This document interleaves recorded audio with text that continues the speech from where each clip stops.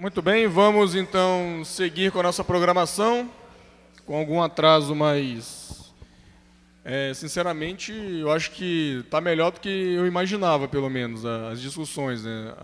O papo está rendendo bem, eu acho que as dúvidas são bem pertinentes e sempre bem encaminhadas.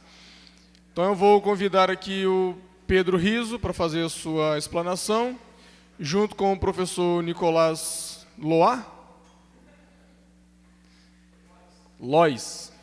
Loa é Nicolás Lois. Peço que vocês se apresentem, porque o currículo do professor é bem extenso e eu acho mais fácil e talvez mais pertinente para não perder informação. E o Pedro também reforça a apresentação, tá? E aí a gente tem até 1 hora para encerrar, porque às 12 a gente volta com outra atividade.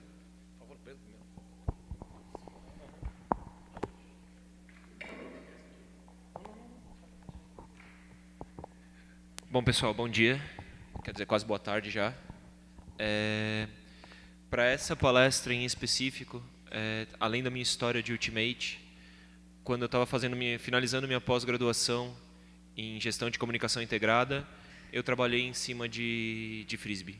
Eu trabalho com comunicação, eu trabalho com relações públicas, e quando eu olho para esse esporte, como eu falei um pouquinho na palestra anterior, quando eu olho para esse esporte eu vejo um potencial imenso. Então eu decidi debruçar um pouco sobre o tema, usando a minha expertise, um pouco da minha especialidade de comunicação, para conseguir olhar para esse esporte e ver como trabalhar sobre ele. Então acho que o principal intuito aqui é explanar um pouco do que foi pensado em cima disso, e mais do que isso, estava até conversando com o professor um pouco antes, debater e chegar num bom termo de como auxiliar e como criar um planejamento, como criar um ambiente que você permita que o conhecimento do Frisbee se amplie, tanto em âmbito acadêmico, quanto no âmbito geral, no âmbito de uma sociedade. Então, esse é mais ou menos o histórico que eu queria trazer aqui. Se você quiser se apresentar primeiro, professor, depois eu abro. Então, vamos lá. Como é que surgiu essa ideia? Eu, terminando minha pós-graduação, surge aquele clássico, temos que fazer um TCC. Quem nunca passou por isso, né? E aí, por que não somar duas coisas que eu sou apaixonado? Comunicação, esportes, no caso Ultimate, e como trabalhar em cima dele. Então, peguei todo o histórico que eu tinha de comunicação. Hoje eu trabalho numa multinacional que olha para o mundo de comunicação de uma maneira bastante ampla, e decidi fazer um planejamento estratégico que envolvesse tanto a parte de relações públicas, principalmente com aquele ataque mais forte na parte de imprensa, na parte de jornais, revistas, sites, uma parte de digital, que a gente chama de digital, que são atacar a parte de social media, e a parte de governos, atacar a parte de políticas públicas, que a gente chama carinhosamente de public affairs no jargão em inglês. E, além disso, somando tudo com aquela parte de marketing, porque, sim, a gente precisa expandir para uma maneira de mercado, não no sentido de, como a gente tem nos Estados Unidos, ter uma UDL, na qual os jogadores são profissionais, mas na parte de você criar uma atratividade para o esporte, de forma que você consiga trazer empresas aqui para dentro. Então, esse foi o meu grande desafio, esse foi o meu grande objetivo.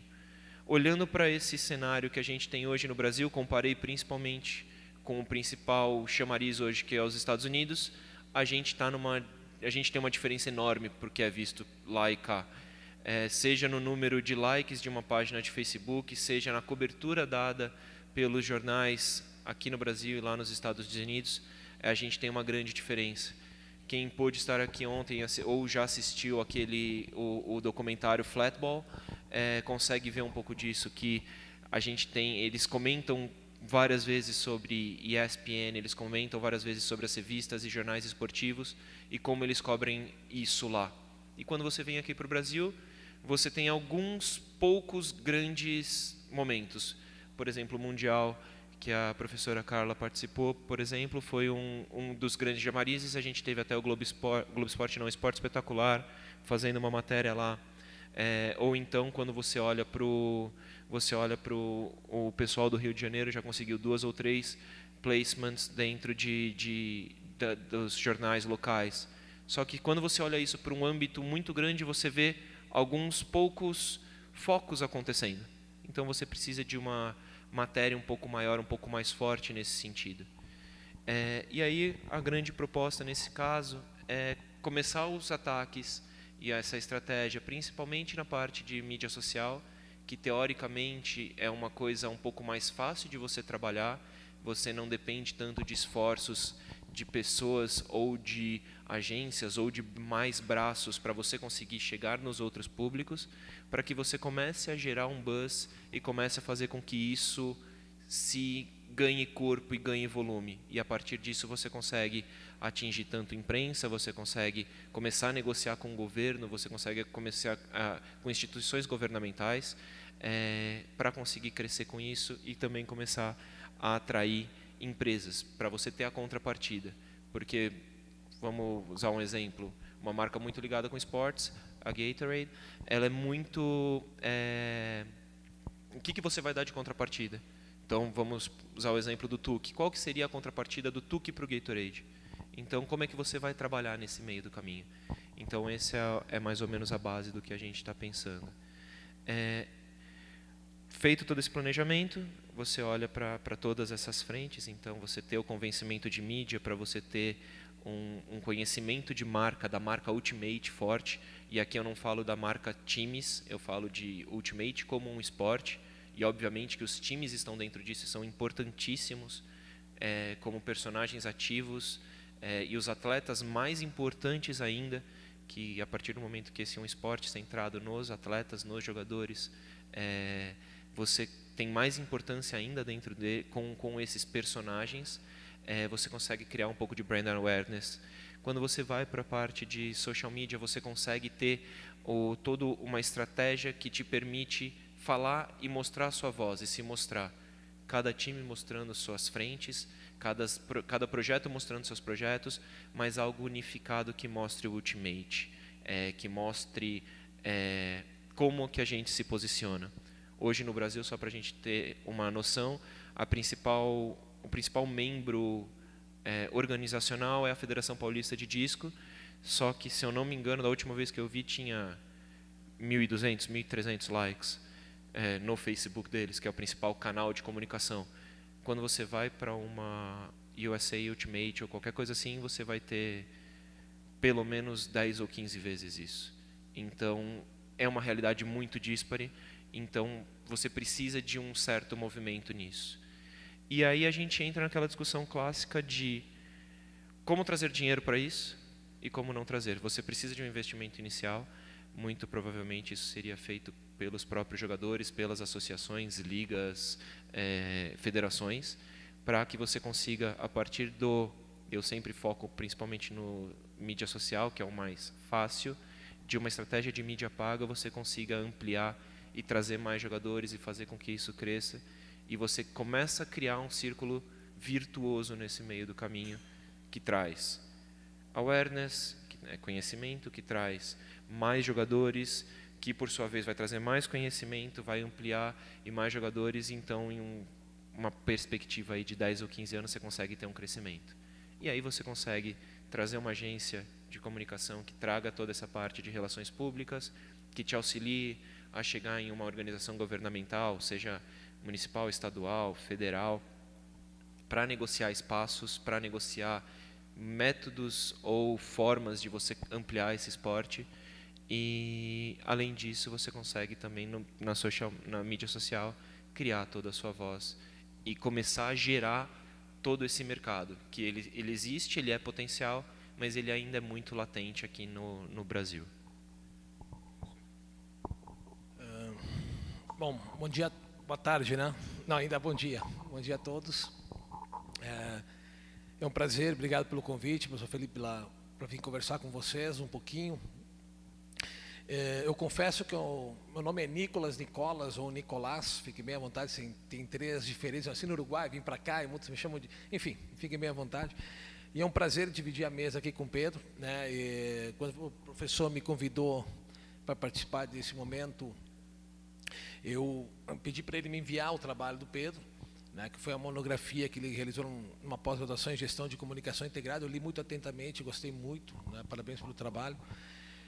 E eu fiquei pensando, né, eu trabalho perdão, há 20 anos com patrocínio esportivo, né, eu já fui assessor de marketing esportivo, de times de voleibol, campeões brasileiros, futsal, trabalhei fora do Brasil, na área de patrocínio esportivo também, com a Ferrari, na Fórmula 1 tal, e hoje eu estou como professor visitante da UNB, no grupo de gestão do esporte, o professor Paulo Henrique, que é um dos grupos mais atuantes na área de gestão e marketing esportivo no Brasil. É um prazer estar trabalhando com ele aqui, fora de outras atividades que eu desenvolvo.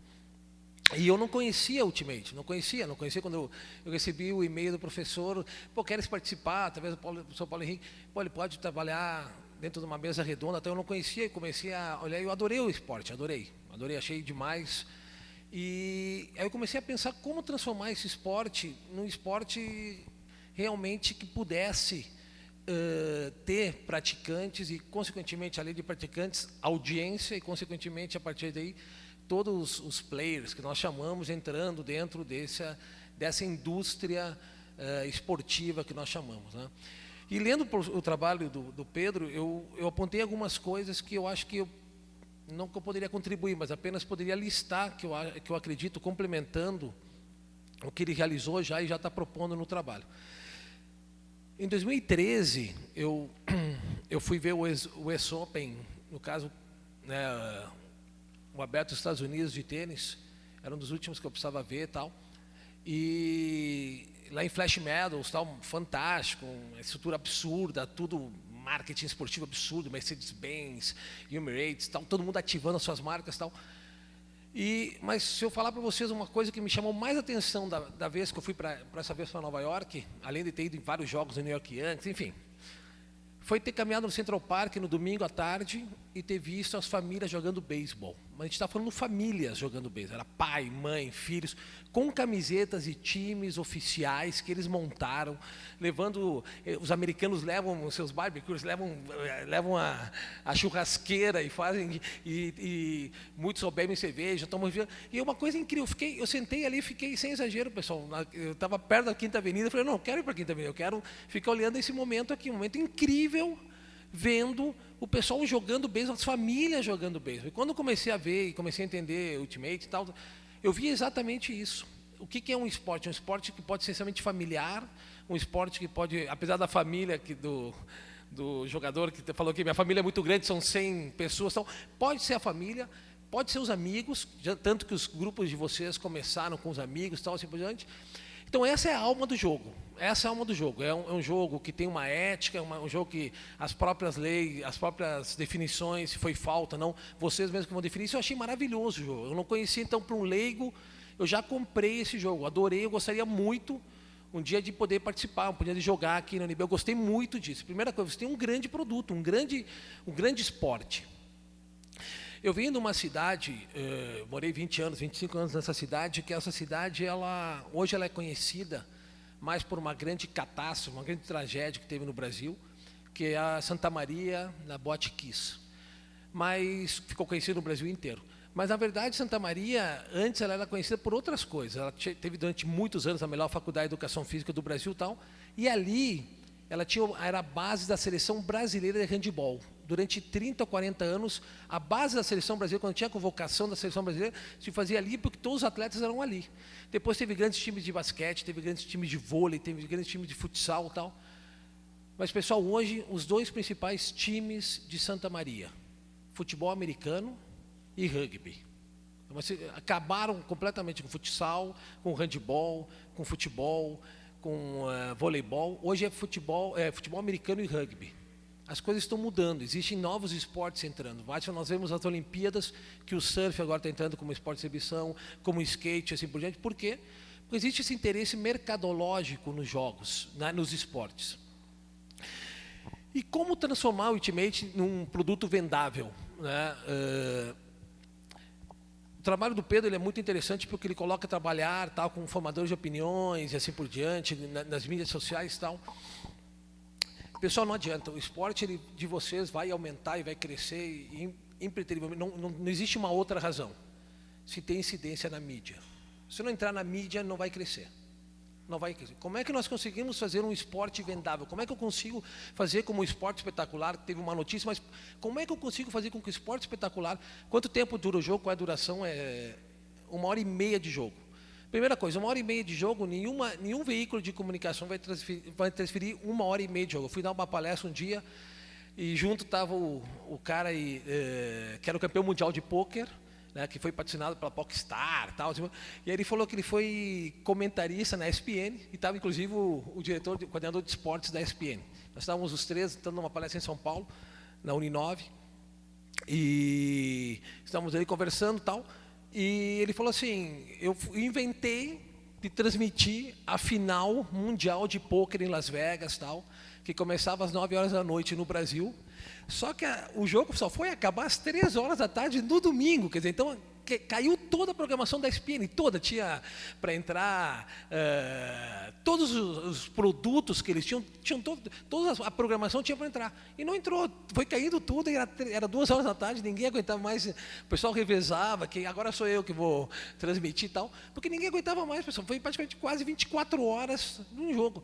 Todos os esportes mudaram, o tênis mudou, o voleibol não tem mais rotação, vantagem que a gente chama, botaram um livro para a bola surgir e tal. Quer dizer, os esportes estão se adaptando à mídia. E quando eu falo em mídia, eu não falo unicamente TV. Eu falo o famoso cross-mídia, que é onde todas as mídias, elas... Então, Globo.com, eu tenho a Globo, TV Globo. Eu tenho a Globo.com, eu tenho o Jornal Globo, eu tenho a Rádio Globo, eu tenho os blogs dentro da Globo, eu tenho o Facebook da TV, das organizações Globo. Eu tenho um cross-mídia. Então, como é que eu faço para o produto de vocês entrar na mídia?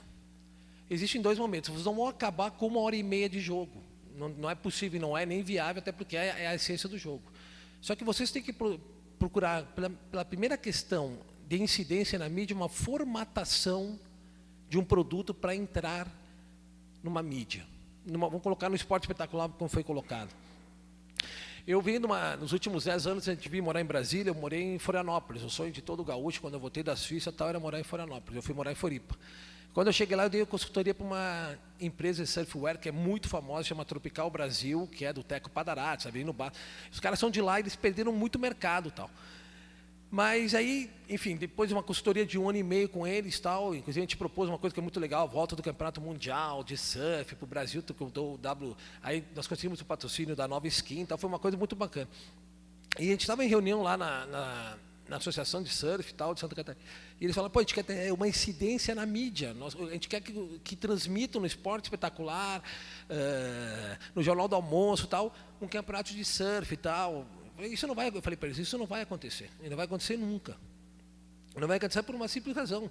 Ver um campeonato de surf, para quem não adora surf, ninguém vai aguentar. E aí, pessoal, com o tempo, no meu primeiro fim de semana em Brasília, em 2010, quando eu vim morar aqui, eu fiquei lá perto do Iguatemi, no CA e tal. Eu ligo a TV no Esporte Espetacular, estava dando o quê? Nas Ondas de Noronha. O que foi feito com isso? Foi feita uma adaptação de surf para 2 equipes em Noronha, num paraíso, onde se colocou vários atletas profissionais, mas com atores femininos e assim por diante. Então, o surf ele teve incidência no Esporte Espetacular, mas ele não teve incidência unicamente por ser o surf. Ele teve incidência por quê? Porque teve um produto construído para a venda disso aí. Então, a primeira coisa que eu poderia não recomendar, mas apontar aqui, é como transformar Ultimate, no caso, num produto vendável. Ele tem que se adequar aos veículos de comunicação.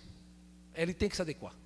Ele pode se adequar em determinados formatos, e é isso vocês vão pensar sem perder a essência do jogo. Mas um produto vendável é o quê? Um pai com um filho, no Dia dos Pais, né? Campeonato entre pai e filho, entre pais e filhos, entre famílias e famílias, entre artistas, entre blogueiros, quer dizer, gerar esse conteúdo exatamente para os veículos de comunicação. Quando a gente está falando num veículo de comunicação, vamos colocar o Sport TV. O Sport TV, pessoal, ele tem 24 horas por dia de esporte. Ele precisa de conteúdo, de conteúdo. Então, às vezes, a gente vê 3 horas da tarde no Sport TV, sub-15, Campeonato Paulista, sub-15 futebol. Não tem uma pessoa, nem o treinador está assistindo o jogo, o pessoal está em casa, mas o Sport TV está transmitindo aquele. Por quê? Porque eles precisam de conteúdo. Então, se vocês formatam um produto bacana, o veículo de comunicação, ele vai ter interesse. Estou falando de TV, mas não estou falando de TV só para ficar mais fácil conversar aqui. Estou falando de todas as mídias, desde plataformas digitais, tudo. Social media, o que vocês quiserem. Eles podem o quê? Transmitir o jogo de vocês. Pode ter incidência na mídia. Isso é a primeira coisa. Mas tem que ser um produto vendável. Tem que ser um produto atrativo. Nenhum veículo de comunicação vai comprar o produto de vocês se não for vendável. Se for chato, isso não vai acontecer. Pode acontecer os flashes, por exemplo, na ESPN, Internacional, tal, as melhores jogadas. Isso é muito legal. Agora, não vai acontecer. Vocês têm que ir em busca do quê? De uma transmissão, tá? De veiculação, de inserção na mídia.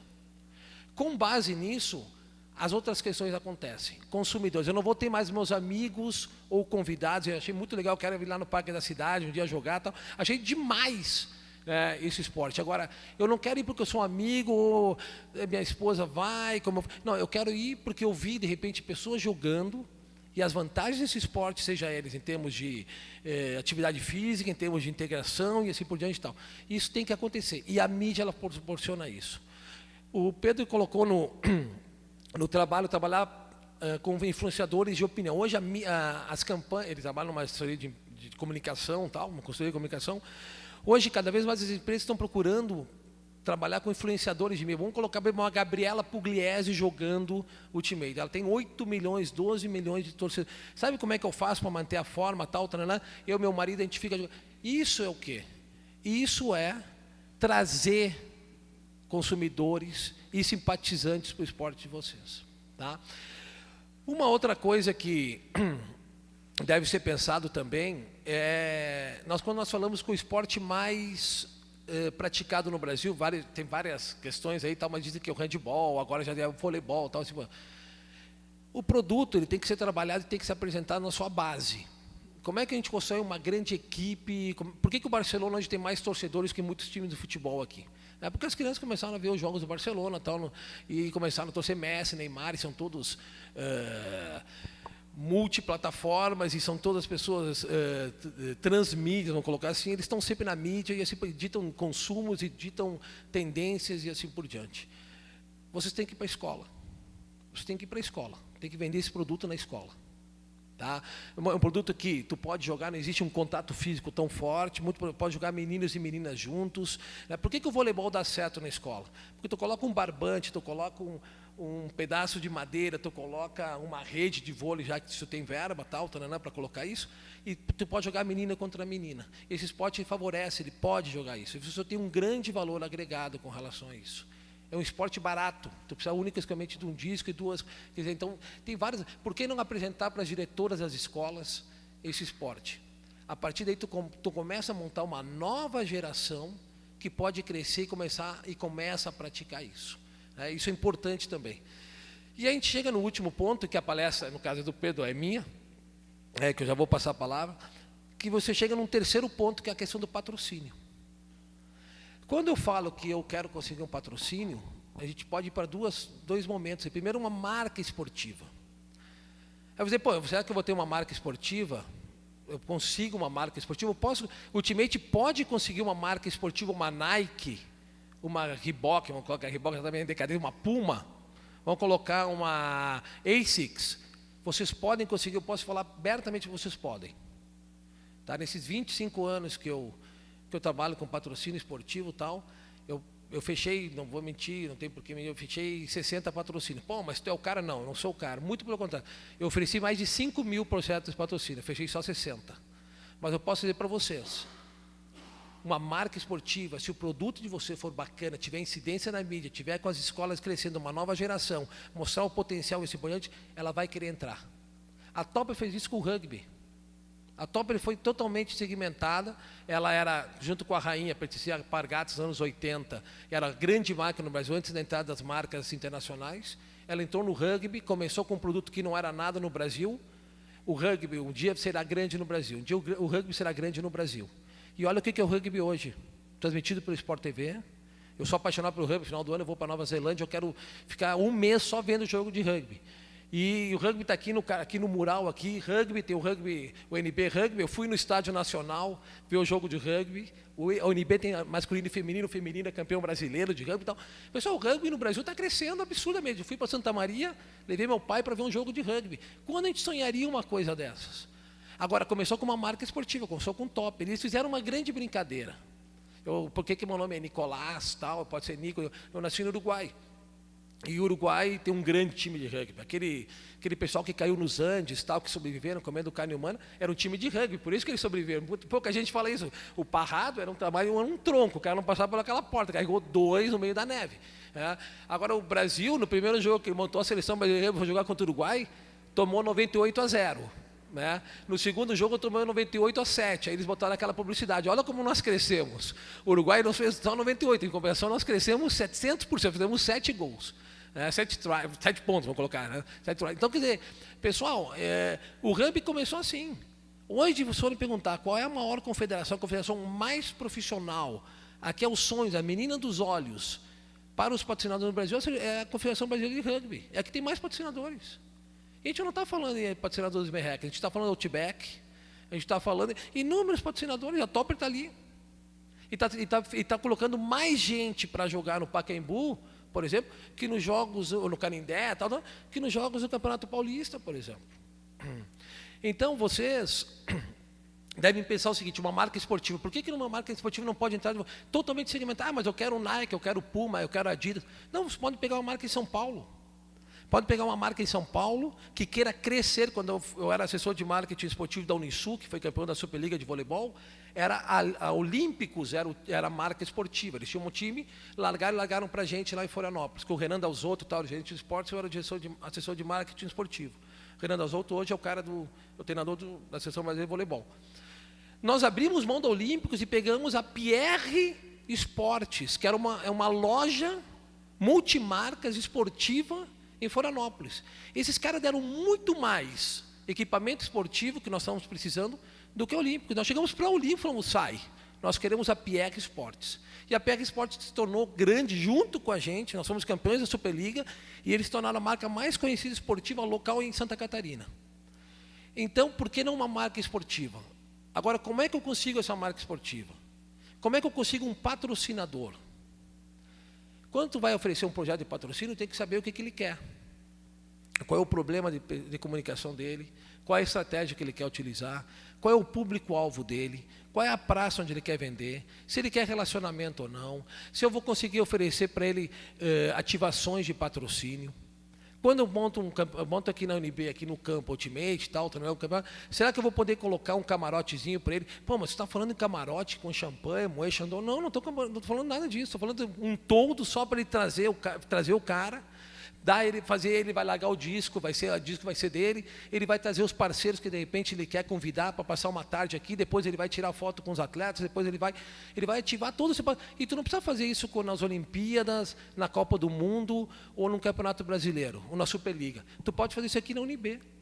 O marketing esportivo, o patrocínio esportivo é a mesma coisa. Tu vai pegar simplesmente o macro e vai trazer para o micro. Ah, mas o patrocínio lá é 100 mil reais, aqui é R$1.000. Tu vai fazer aquilo que o cara faz com 100 mil reais, tu vai fazer com R$1.000, em proporção menor. Agora, eu tenho quantos que praticam Ultimate? Qual é o perfil deles? Quem são? São médicos? São dentistas? São advogados? O que eles são? Se são médicos, eu posso pegar um patrocínio de um hospital, de uma clínica, de um laboratório exame, um laboratório Sabin aqui. Olha só, eu estou dizendo que tem 47 médicos que estão jogando aqui. Então, os 47 médicos vão fazer relação com esses 47 médicos. Um médico. O que eu vou fazer? Eu tenho professor de educação física aqui, por exemplo. Beleza, quais são os patrocinadores que podem agradar esse pessoal? Que são público, que eles têm essas pessoas como seu público-alvo. Então, se vocês querem crescer com o esporte, vocês vão ter que trabalhar nesse círculo vicioso que o Pedro falou, vocês vão ter que trabalhar nesse círculo vicioso, né, do produto, do esporte como produto. Essa baboseira que todo mundo está falando há 20, temos que tratar o esporte como produto, isso já caiu por terra. O que é trabalhar o esporte como produto? É simplesmente ver qual é o meu público-alvo, definir um produto adequado para ele, meu público-alvo tem veículos de comunicação, fornecedores, patrocinadores, e jogadores, espectadores. Eu adoraria ir ver com meu filho, eu tenho um filho de 2 anos e 7 meses. Agora, à tarde em Brasília, eu não tenho nada para fazer com ele. Eu vou para o shopping center com ele. Adoraria ver um jogo de Ultimate, por exemplo, ele jogando o disco e olhando para o meu filho e meu disco. Olha, pai, olha. Adoraria isso. Agora, eu não sabia que existia. Mas eu trabalho com as mídias sociais. É muito bacana. Hoje a comunicação ela mudou. Eu sempre falo, nós estamos vendo a terceira era da sociedade, agricultura, industrial, informação, sim. Hoje as mídias sociais funcionam e funcionam muito. Agora, tu tem que ter incidência na mídia, em toda a mídia, inclusive na mídia de massa, inclusive na televisão. Os móveis da casa de vocês ainda são direcionados em função da televisão. Não, agora é só Facebook, Instagram. Não, pessoal, a televisão é o grande veículo de comunicação ainda. É ainda. Quando o Temer tem que se defender de uma denúncia, ele pode usar as mídias sociais, mas ele quer fazer a defesa dele no Jornal Nacional, que é o programa mais importante do Brasil. Então, pessoal, tenham incidência na mídia, trabalhem o esporte como produto, vejam ele aonde vocês querem chegar. Não, nós queremos ser apenas praticamente um produto de família, apenas um... Beleza, é um posicionamento de vocês. Não, nós queremos tornar isso grande. Ultimate, um dia ainda vai ser grande. Você tem que trabalhar em termos profissionais. Obrigado, professor. Aproveitando esse gancho e a pergunta que o Luciano fez na mesa anterior, é basicamente isso, do tipo, como mensurar a evolução de um time, ou nesse caso, a evolução de um esporte. Tudo é questão de planejamento do que você definiu. Então, se seu time, por exemplo, respondendo a pergunta da mesa anterior, se seu time decidiu que a meta dele é jogar 3, 4 torneios por ano e evoluir de 10º lugar para chegar na final no último torneio, é essa a mensuração. Ou como, por exemplo, o Rival fez. A nossa mensuração é a gente para a gente mesmo. Quando a gente vai para os torneios, a gente continua jogando para a gente, com outras pessoas. Trazendo para o mundo da comunicação é a mesma coisa. Quando você tem todo esse planejamento do tipo, qual que é a nossa meta nesse momento? É continuarmos sendo um esporte de família, de amigos e tudo mais? Perfeito, trabalhamos para isso. Ou queremos massificar esse esporte, queremos crescer e ter um hall aí de 1 milhão de pessoas em um ano. Tá, ok, meio difícil, mas tudo bem. 1 milhão de pessoas em um ano. Então a gente vai ter que ter uma estratégia um pouco mais agressiva, atacando mídia de massa, com certeza. Acho que esse é estar no Jornal Nacional, Fantástico e Esporte Espetacular são os 3 sonhos de qualquer grande marca, e principalmente esportiva. E consolidar toda a comunicação a partir dessa comunicação na grande massa, para que você faça com que suas mensagens cheguem.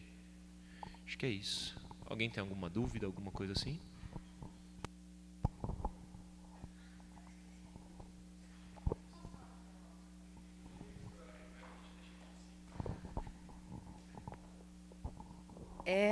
Tratando da questão do patrocínio, né? Seria interessante, depois, se o senhor achar, né, no caso, de passar o formato de pedir patrocínio para as pessoas que não sabem.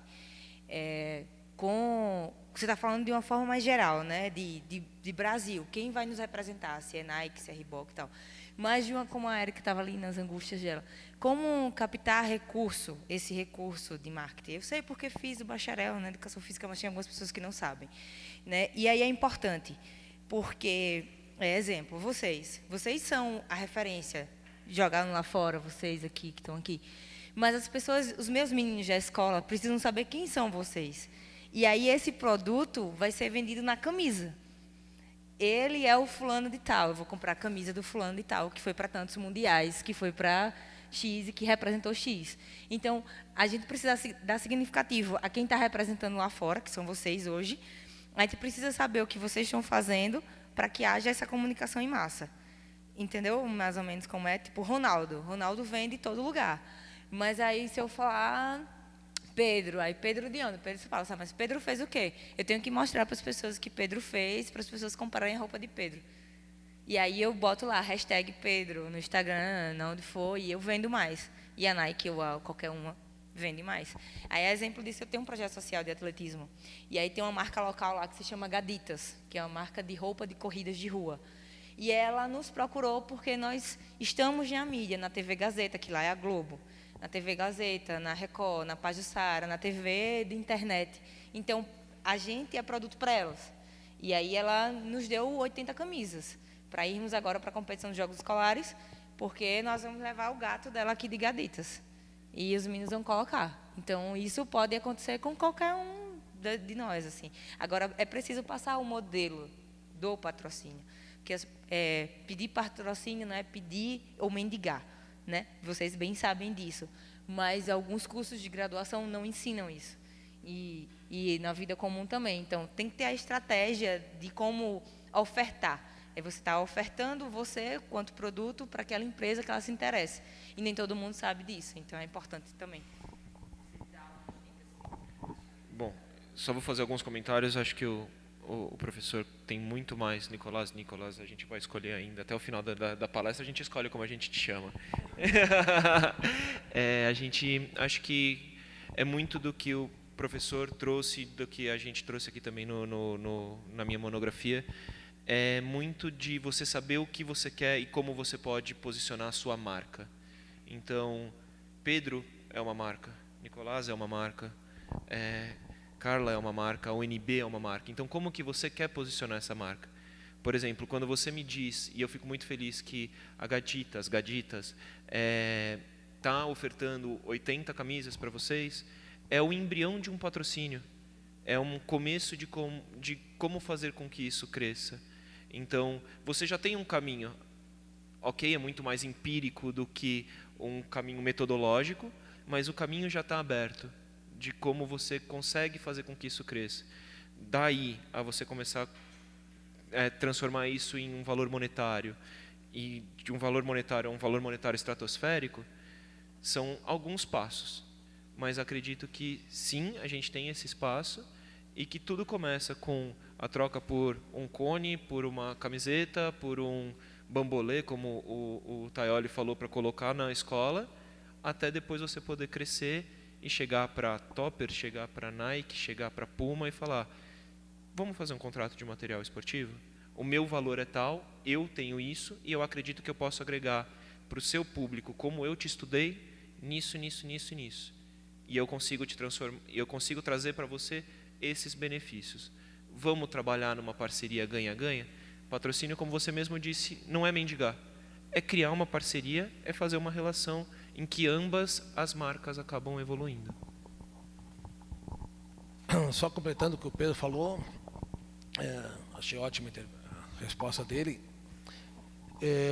Eu sou meio que do contra, assim, com relação aos meus colegas, que a metade dos meus colegas foram meus alunos nessa área de patrocínio e marketing esportivo. O pessoal critica muito a questão do mecenato, a questão da permuta, a questão do patrocínio pontual. Eu sou 100% a favor de tudo isso.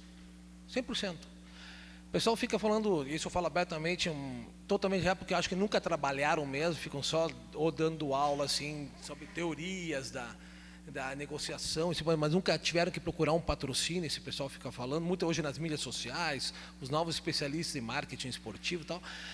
Patrocínio de oportunidade não é patrocínio, porque colocou só naquele jogo ali, e isso está acabando com o patrocínio no Brasil, porque o importante é ter um patrocínio de 3 anos, aí tu constrói relacionamento. Hoje ninguém tem um patrocínio de 3 anos. Patrocínio de oportunidade, tu está precisando de um dinheiro para aquela competição, tu vai conseguir aquele patrocínio, tu vai dar o retorno para o teu patrocinador, para aquele parceiro naquele momento ali, e ponto final. Se tu der um patrocínio maravilhoso, quando tiver de novo um novo evento, ele vai te patrocinar de novo. E se tu der um retorno muito bem para ele, um colega dele, de um outro segmento, vai entrar também para aquilo ali, e ali tu vai construindo a relação, e se for pontual, patrocínio pontual até o resto da vida da entidade esportiva, não há problema algum. Agora, se tu conseguir um patrocínio com um contrato de 2 ou 3 anos, perfeito, tu tem mais segurança para trabalhar um planejamento das tuas ações e competições. Agora, dinheiro, recursos, equipamentos, eles entrando, absolutamente tem mal nenhum, ou dentro da teoria do patrocínio tem isso aí. Então, essa é a primeira coisa. Então, que bom. Primeiro, se puder trocar por cone, isso são entradas que vocês deixam de ter que gastar e assim por diante. E a gente transferindo isso para uma área de conceito de patrocínio e marketing esportivo, isso nada mais é do que um fornecedor Não é esportivo, como a Nike, o fornecedor da CBF, ele vai te dar o cone, ele vai ser o fornecedor oficial de equipamentos. É sair do macro e vir para o micro, do grande investimento, unicamente para a nossa realidade. Isso se nós vamos ver, 99% dos patrocinadores no Brasil, de esportivos, são pequenas e médias empresas, não é? A gente está Nike, Reebok, Adidas, ASICS, Puma, mas só isso eles pegam só filé mignon. Agora, tem inúmeras marcas que podem entrar, mas vocês têm que adequar. Uma padaria. O pessoal vai querer fazer um lanche depois do evento. Vai entrar como patrocinador? Vai. Tu vai colocar, mas onde eu vou colocar esse cara? Vou colocar no cartaz, vou colocar nas mídias sociais, eu vou colocar no ingresso, eu vou fazer um depoimento, vou colocar no Facebook, dizendo, pô, queria agradecer a padaria, todo mundo junto, pô, vem um pãozinho quentinho e tal, tal, tal.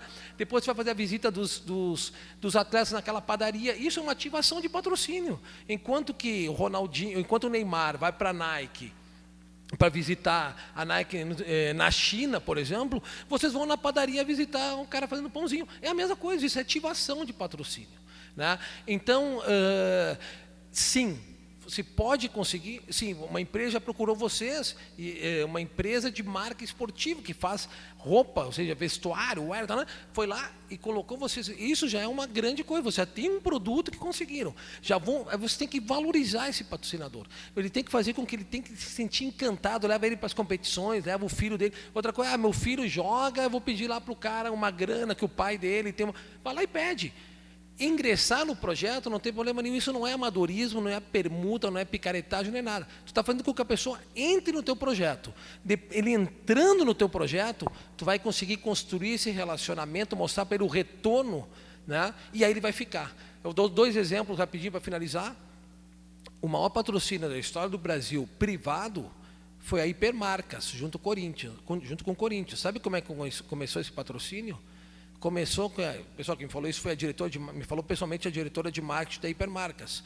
Ela falou o seguinte: o André Sanches, na época era o presidente do Corinthians, colocou, sem a gente saber, Hipermarcas, Neoquímica na camiseta no final do Campeonato Paulista. Ele não sabia, a gente gostou tanto do resultado depois que a gente falou, quer saber? A gente vai ficar.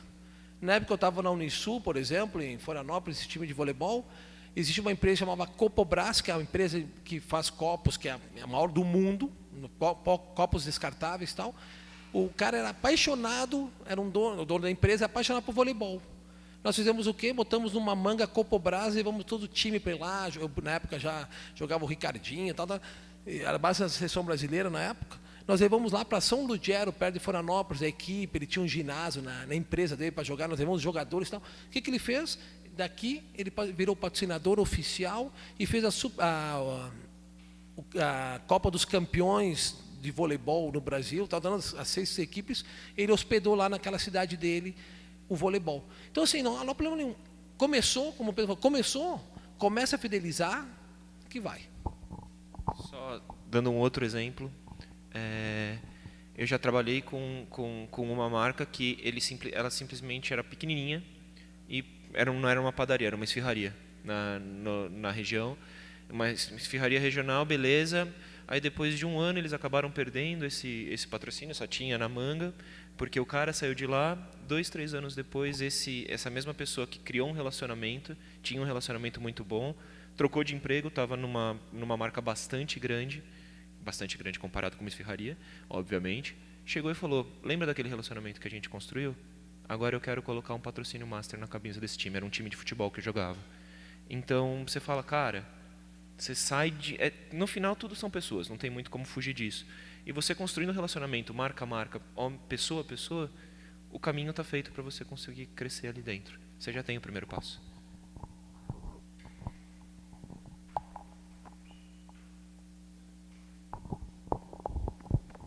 Oi. Tá, eu tenho, acho que uma pergunta em 2 partes aqui. A primeira é que a nossa comunidade brasileira ainda, né, se considerar todas as cidades que estão jogando hoje, não temos 500 jogadores, eu acho. Não tem 500 jogadores ainda, né, praticantes, né. E isso não, estamos falando assim de pessoas que jogam de vez em quando até as que são tipo regulares. A minha dúvida a primeira parte da minha dúvida além das coisas que você estava mencionando agora, que acho que faz todo sentido, tipo fazer pequenas permutas, tipo para facilitar a compra de uniformes ou alguma coisa assim, faz muito sentido a gente se preocupar com fazer muitas parcerias nesse momento para divulgar o esporte em televisão, em rede nacional e tudo mais, sendo que a gente ainda nem desenvolveu espaços suficientes para trazer pessoas e tal. Essa é a primeira pergunta, porque, por exemplo, nos Estados Unidos e no mundo, a gente tem 8 milhões de praticantes já, e tudo isso foi conseguido sem nada disso. Nos Estados Unidos tem uma cultura de esporte muito maior, mais forte do que aqui, lá tem 5, 6 milhões de praticantes sozinho, né? Então, minha dúvida, essa primeira parte é, faz sentido isso ainda? Ou será que a gente pode trabalhar com as marcas de quem nós somos, nossas equipes, e simplesmente trabalhar dentro das nossas pequenas comunidades, muito mais do que tentar atingir um público abrangente? E, em segundo lugar, quando nós tentarmos atingir um público abrangente, porque inevitavelmente alguém vai fazer isso, né? Tipo, alguém vai tomar essa iniciativa, que cuidados nós podemos ter e que forma que a gente pode se posicionar como indivíduo, time ou comunidade para que a gente mantenha o controle do nosso esporte? Porque um receio que eu tenho, internacionalmente o Ultimate é conhecido por ser um player-owned sport. Então, quem é proprietário do jogo são os jogadores, e isso é uma cultura muito forte que insiste em se permanecer, mas aqui no Brasil a gente ainda não tem isso, porque é muito pequeno. E de construir isso para maior, a gente pode perder isso muito rapidamente. Então, que cuidados a gente pode ter para que continue sendo um esporte controlado pelos jogadores, enquanto fazendo parcerias que fazem sentido? E como detectar se essas parcerias serão boas para a gente para manter esse tipo de cultura?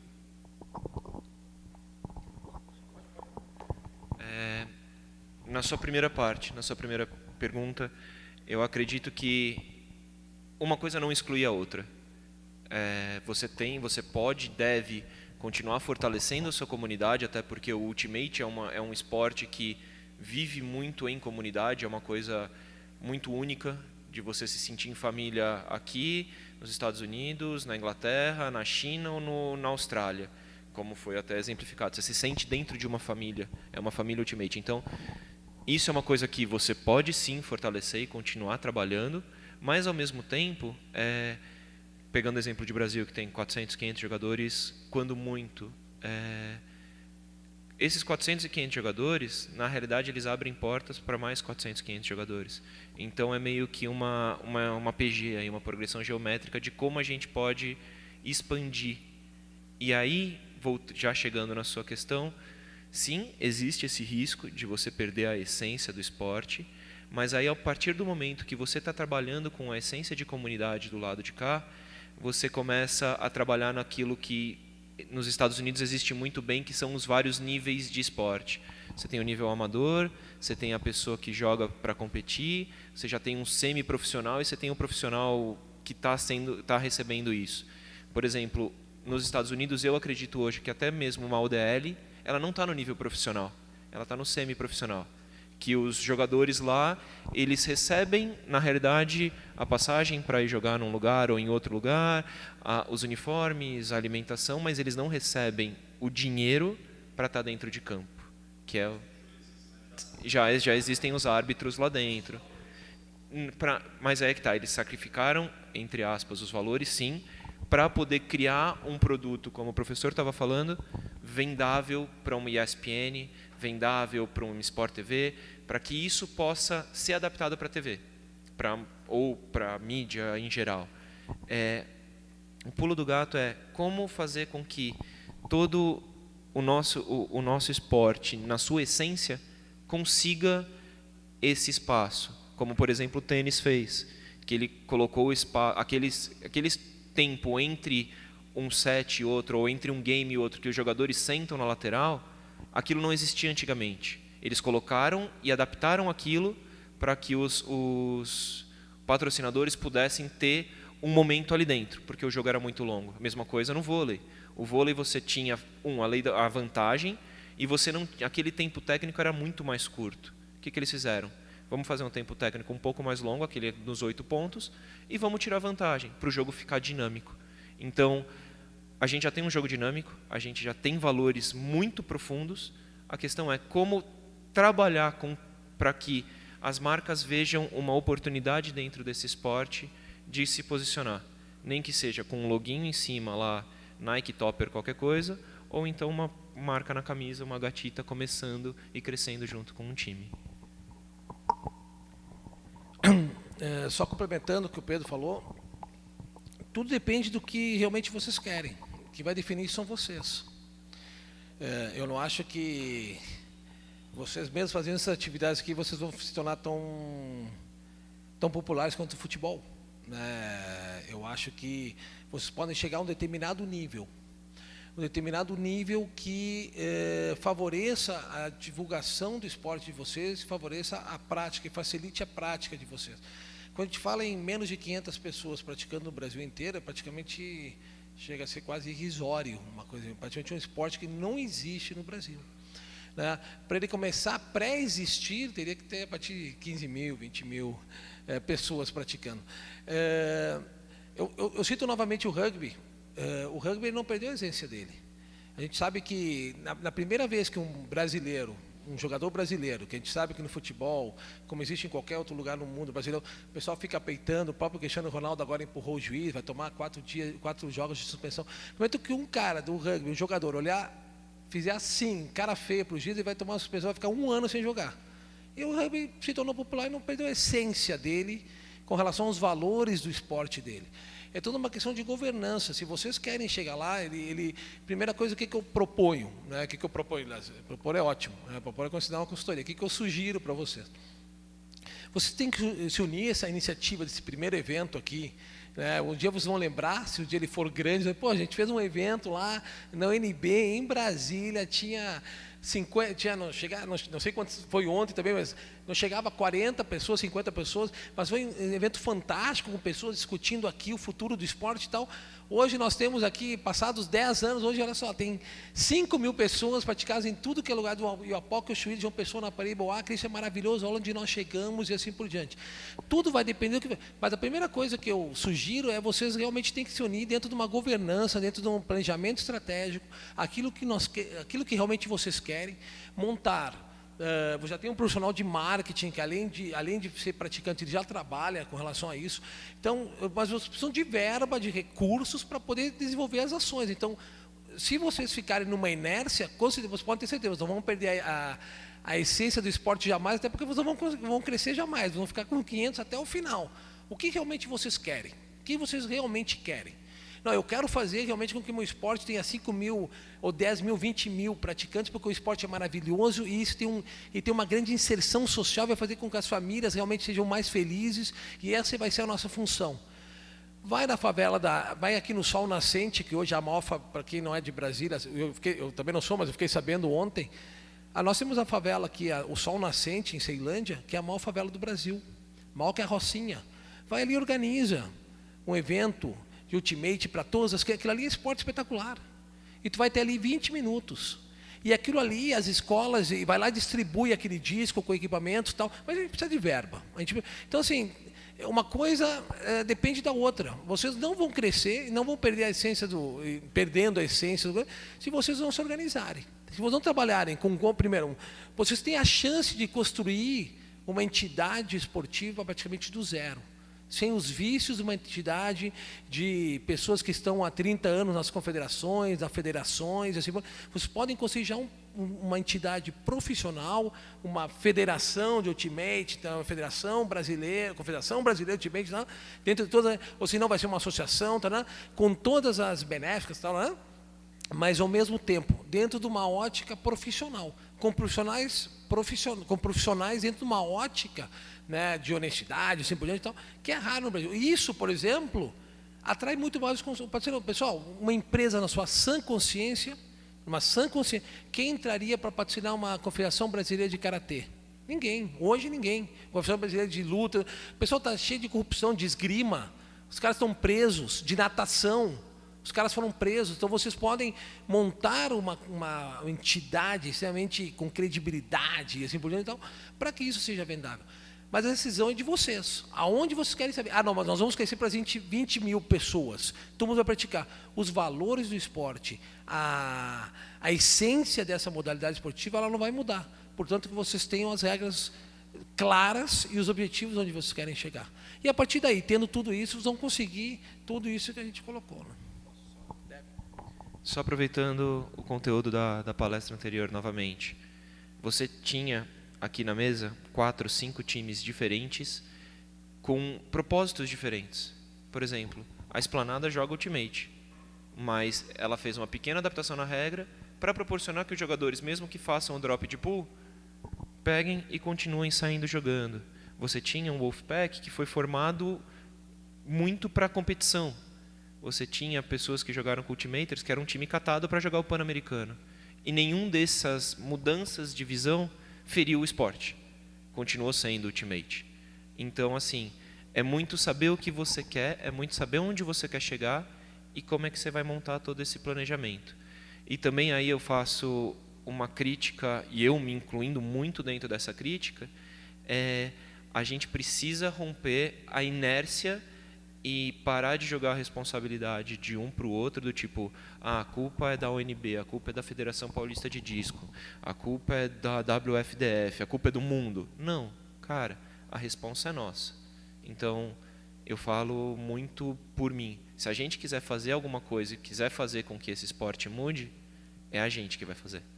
Não tem outra pessoa que não as pessoas que estão nessa sala hoje discutindo, debatendo e proporcionando um primeiro passo para alguma coisa acontecer. Eu acho que esse é o principal momento disso. Para finalizar minha fala, já que eu acho que já encerramos, né? A gente está falando de um sábado à tarde, né? 20 para 1, né, pessoal? Ainda tem 30 pessoas aqui. Se a gente estivesse discutindo aqui sobre handball, de repente todo mundo já teria ido embora. Isso mostra a paixão de vocês pelo esporte, daquilo que vocês acreditam, bacana, tal, e assim, que é um esporte apaixonante, que pode ter grande inserção. Como eu falei, eu há 2 semanas atrás eu não conhecia. Eu não conhecia mesmo. E hoje eu acho o esporte maravilhoso, gostaria muito de praticar, muito. Não?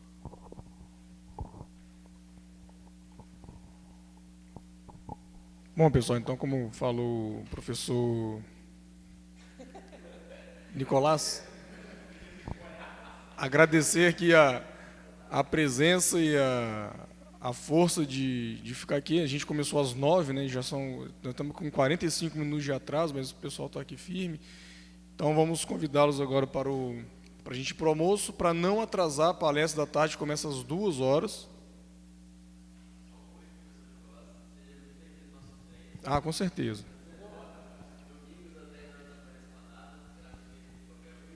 E leve a família, né? Leve não, traga e leve a família para a modalidade. Então vamos fazer uma forcinha para chegar aqui 10 para as 2, eu acho que dá para ter um tempinho de 1 hora, uma corridinha mais rápida e a gente volta para o almoço. Tá bom? A gente está se organizando para ir lá na Vila Planalto, no Sertão e Mar, para almoçar. Então o pessoal que estava ontem desalojado e agora vai ficar sem carona para o almoço, vocês podem ir com a gente também. Beleza, pessoal? Até 10 para as 2, tá? Muito obrigado.